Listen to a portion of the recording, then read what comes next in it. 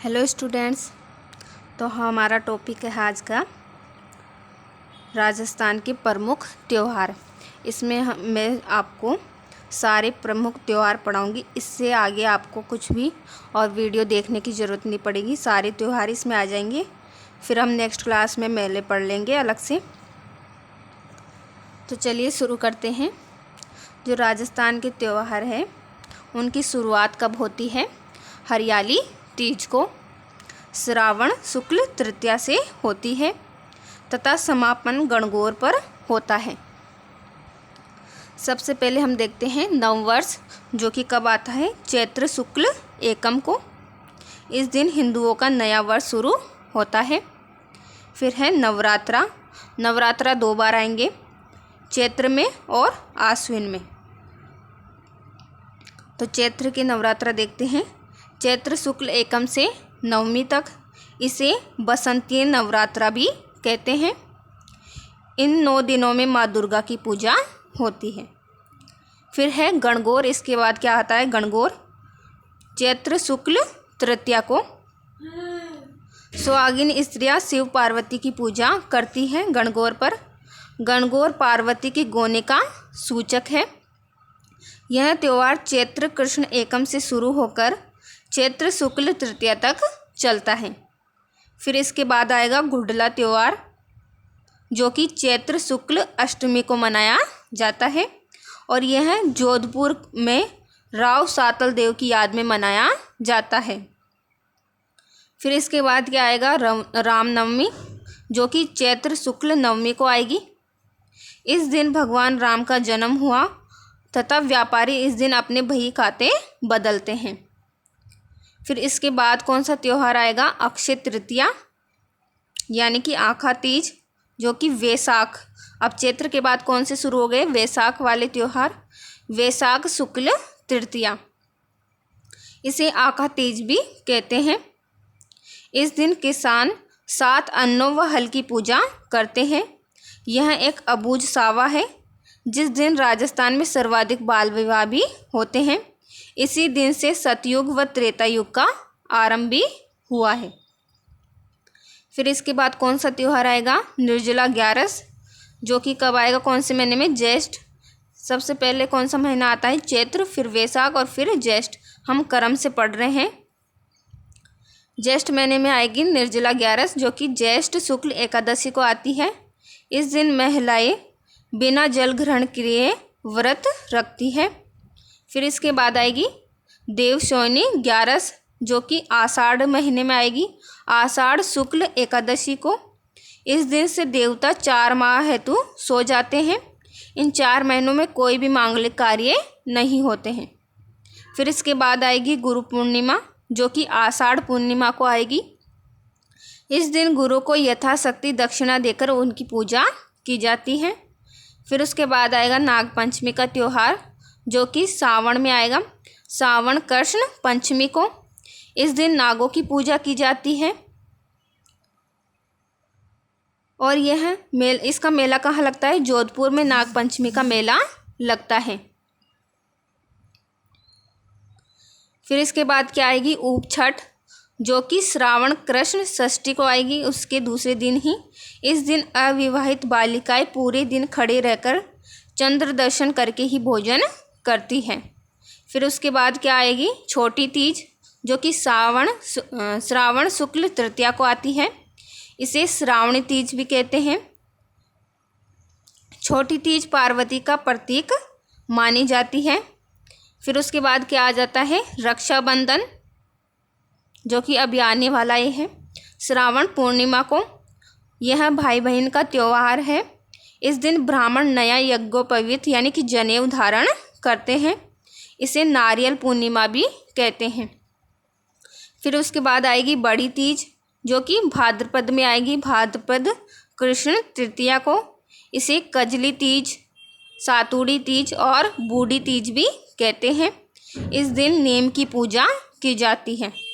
फिर उसके बाद आएगा हल छठ, जो कि भाद्रपद कृष्ण षष्ठी को आता है।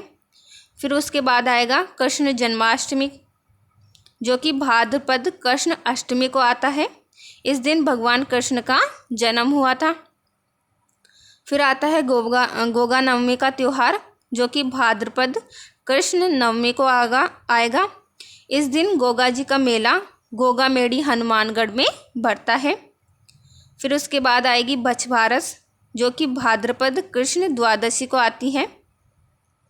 इसको गाँव में गाय पूजनी भी कहते हैं बछबारस को। इसमें गाय व बछड़े की पूजा की जाती है। फिर इसके बाद आती है गणेश चतुर्थी, जो कि भाद्रपद शुक्ल पक्ष में आएगी, भाद्रपद शुक्ल चतुर्थी को। इस दिन को गणेश जी के जन्म दिवस के रूप में रणथंभौर में गणेश जी का मेला लगता है और शेखावाटी अंचल में इस पर्व पर लड़कों की सिंजारे भी आते हैं। फिर उसके बाद आता है ऋषि पंचमी, जो कि भाद्रपद शुक्ल पंचमी को आती है। इस दिन गंगा स्नान का विशेष महत्व होता है। फिर आती है राधा अष्टमी, जो कि भाद्रपद शुक्ल अष्टमी को आती है। राधा जी के जन्म दिवस के रूप में इसे मनाते हैं। फिर नेक्स्ट त्यौहार आता है जल झूलनी ग्यारस, जो कि भाद्रपद शुक्ल एकादशी को आती है।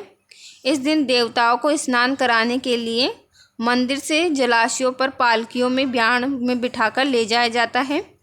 इसे ढोला ग्यारस व देव झूलने ग्यारस भी कहते हैं।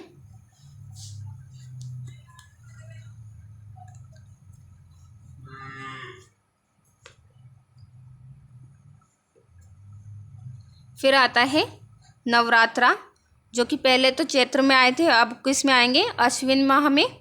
नवरात्रा शुक्ल एकम से नवमी तक इसे शरदीय नवरात्रा भी कहते हैं। इन 9 दिनों में दुर्गा माता की पूजा कर 9 कुंवारी कन्याओं को भोजन करवाया जाता है। फिर आता है दुर्गा अष्टमी, जो कि आश्विन शुक्ल अष्टमी को आती है। इस दिन दुर्गा माता की पूजा की जाती है। फिर आता है दशहरा, जो कि आश्विन शुक्ल दशमी को आता है। इसे विजयादशमी भी कहते हैं। यह त्यौहार बुराई पर अच्छाई की विजय का प्रतीक है। दशहरा मेला कोटा का प्रसिद्ध है और इस दिन खेजड़ी वृक्ष की भी पूजा की जाती है। फिर आता है शरद पूर्णिमा, जो कि आश्विन पूर्णिमा को आती है।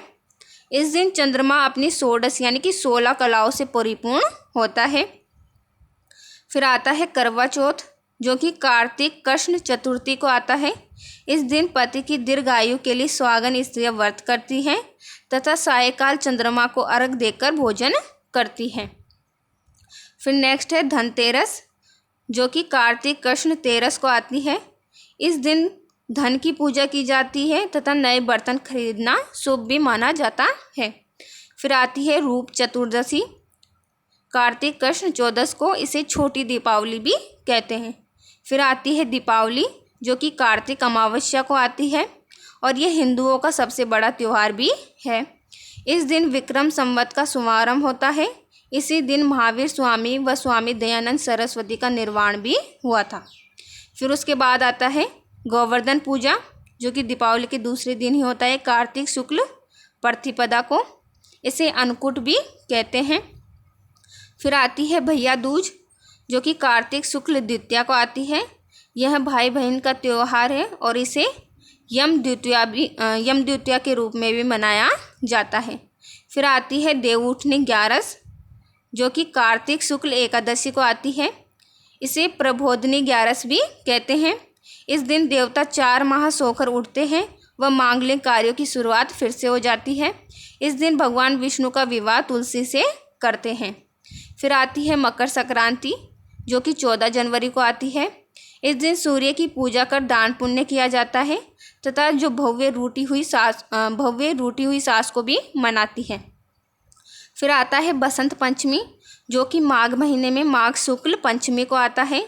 ऋतुराज बसंत का प्रथम आगमन दिवस है। इस दिन सरस्वती माँ की पूजा की जाती है। फिर नेक्स्ट है महाशिवरात्रि, जो कि फाल्गुन कृष्ण तेरस को आती है। यह त्यौहार भगवान शिव की याद में मनाया जाता है। फिर नेक्स्ट होली फाल्गुन पूर्णिमा को भक्त प्रहलाद की स्मृति में मनाया जाता है। फिर आती है धुलंडी, उसके दूसरे दिन है चैत्र कृष्ण एकम को।